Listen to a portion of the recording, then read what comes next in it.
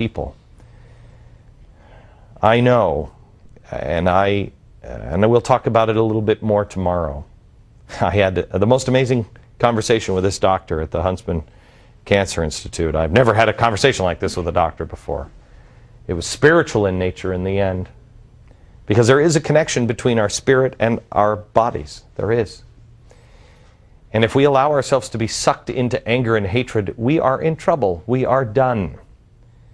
If you're writing something on a blog or whatever, would you do yourself a favor? Before you hit enter on your computer, ask yourself this. Reread it. Is that who I want to be? The only time that you have a chance to take something back is before you send it. You can say all kinds of stuff. Believe me, I'm the king of saying stupid things. You can say all, and you can never take it back. But as you're writing it, you can take it back. Read it. On 8/28 and after, and in the future, I will always say how proud I am to call you my friends and my fans. I am proud. But the hatred in this country is getting worse and worse.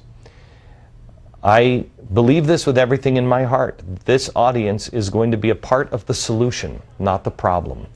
Get out and get away from the problem. Do not be a part of it. Do not be a victim, and do not create victims. We want to be the people that will pull butts out of the fire. And you can't do that if you're filled with hatred. It is a disease, and it is very, very contagious. We hide behind these pseudonyms. We hide behind these masks now, especially on the internet. Stop hiding. Be who you are. Take responsibility for what you do and what you say. It is time to decide who we are, who you are. Will you allow yourself to be subhuman?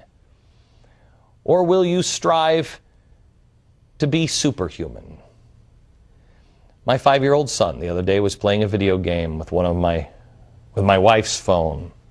I hate these darn video games. And I quite honestly, to be real honest with you, we do them, we let him play with them now from time to time because it's easier. I hate myself for that. We get busy and we let him play with a video game. He doesn't have video games at home, but sometimes when we're traveling, we'll let him play on the phone. Well, he was lost in his own little world playing a game, and he passed right by a very good friend of ours and wasn't really even engaged. We had just gone over to dinner at this friend's house, and he had the phone. He had picked it off the counter, and we were saying goodbye. Now, granted, he's 6, but he was completely distracted and oblivious. I wanted to take that phone and toss it into the garbage. I don't know why we even have the cell phones. All these things were supposed to make our lives easier. Is your life easier? Is it?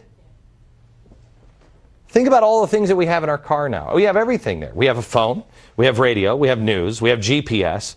We have, some of us have video in our cars, so when we go around, we're driving around with the kids, they're watching a video. What is this? We're disconnecting from ourselves. We're driving around our living rooms. So of course, if somebody cuts you off and you're in your living room, of course you're going to be a little PO'd. We're walking around with our iPods on. We're oblivious to humans all around us. We're missing the point. Human connection. If you take the subway or you ride the bus, does anybody even bother saying hi to you even more? Do you? It is probably considered rude or creepy to sit next to somebody and start a conversation with them. Have you ever been in a situation where somebody is being nice and you're like, what the hell's wrong with them? I have been. Doesn't that tell you something? We've got to start noticing the people around us. We are becoming isolated. We are expanding what we consider to be our private space into areas that are never meant to be private. Intimate conversations now on text messages. People I've seen this. And if you have teenagers, I'll bet you've seen it too. One teenager standing here, the other one standing here, and they're texting each other. We are interacting less and less in the reality that is right in front of us. Instead, we're choosing a fantasy world on screens. And we're changing because of it. We've got to connect with things that are real again. Tonight, I want to present you with a choice. When we come back, it's time we decide. Who are we? Back in a minute. Beck, check his credentials before you enroll. Glenn Beck University, where every degree is a BS degree. Oh, no. Enrollment has begun for Beck's unaccredited online college, which will peddle his unaccredited offline nonsense. If you come straight from Pool Academy right to Beck University, can those credits transfer? Progressives sure do have something to learn. The second semester of Beck University starts today. They might want to take a class or two and try it out. Sign up for school at glennbeck.com for your Insider Extreme account.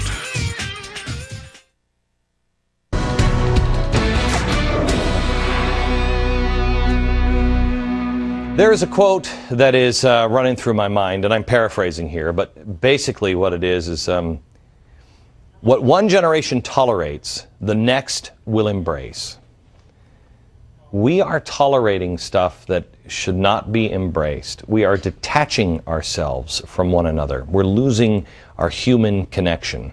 Do you remember when President Obama said that there were doctors that were amputating people's feet because they could make more money, the diabetes patients? And I thought, I've never, ever heard that story. Where? What kind of doctor would do that? Well, it is happening. It's not happening in America. It's happening in Greece. Their government-run healthcare system is now doing amputations because it is cheaper than paying for special footwear for diabetes patients. How? How is that happening?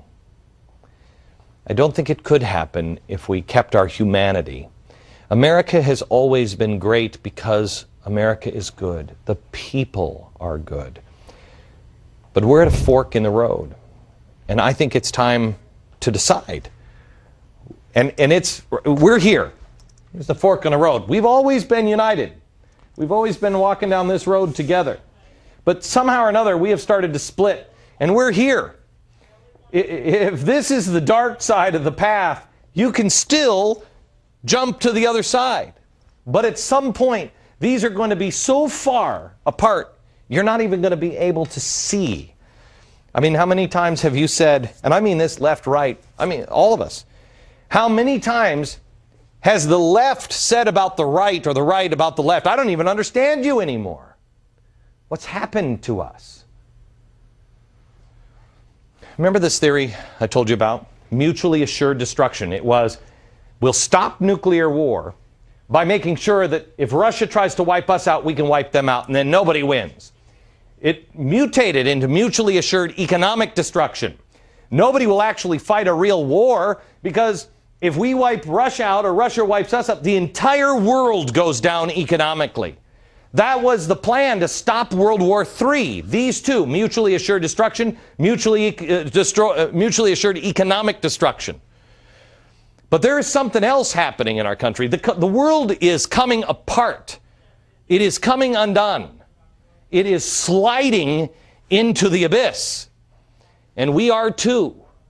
If you want to save yourself from mutually assured economic destruction, you spit yourself out of the system.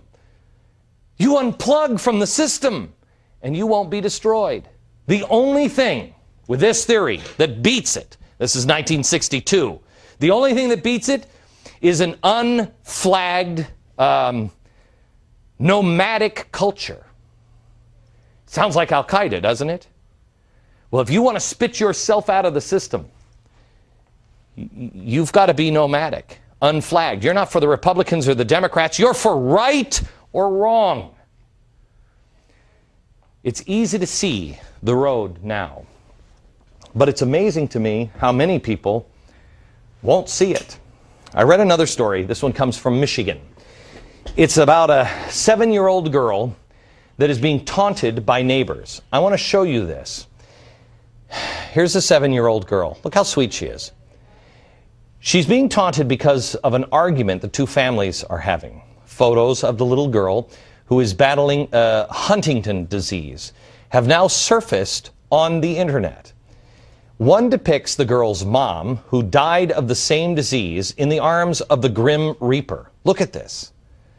The other photo features the little girl with her face above a set of crossbones. What neighbors would do this? What human being would do this to a 7-year-old girl? Well, it all started 2 years ago. The families had a falling out at a birthday party. One family hosted a party with a bounce house, and the other texted, asked if they could bring their kids over too. Well, the response didn't, quote, come fast enough, end quote. And it started a fight. That's it. And it has gone, show that picture again of mom with the Grim Reaper. It's gone to this extreme. How? Now, I know you wouldn't stoop to this level. But you notice that the fight didn't start there. It started out small. It started with a simple mistake. It starts with a little wedge, and then it just is pushed farther and farther apart. It's hard when it starts with our mistakes. But if we are going to avoid nightmares down the road, we have to change. We have to be the ones. Let me tell you a story that happened to me about 2 years ago with a very good friend of mine. I've introduced you to him a couple of times before. His name is John Huntsman. John Huntsman is the best man I've ever met. John Huntsman Sr. There was something that had happened, and it was my fault. I said something unthinkingly, and it hurt him, and it hurt his family. And then I thought I better call and apologize, but the old alcoholic Glenn started in, and I didn't apologize. I avoided it. I thought maybe he'll just forget about it, maybe it'll just go away. It didn't. John is an honorable man. About 4 days later, I get a handwritten letter from him that says, Glenn, how could you do that? How could you say those things and then not call me? I called him up immediately, and I apologized, and I was so upset, and I said, John, I'm sorry. I wasn't thinking. And then I avoided it, hoping that it would go away. He accepted my apology, but it was pretty cold. He accepted my apology and hung up the phone.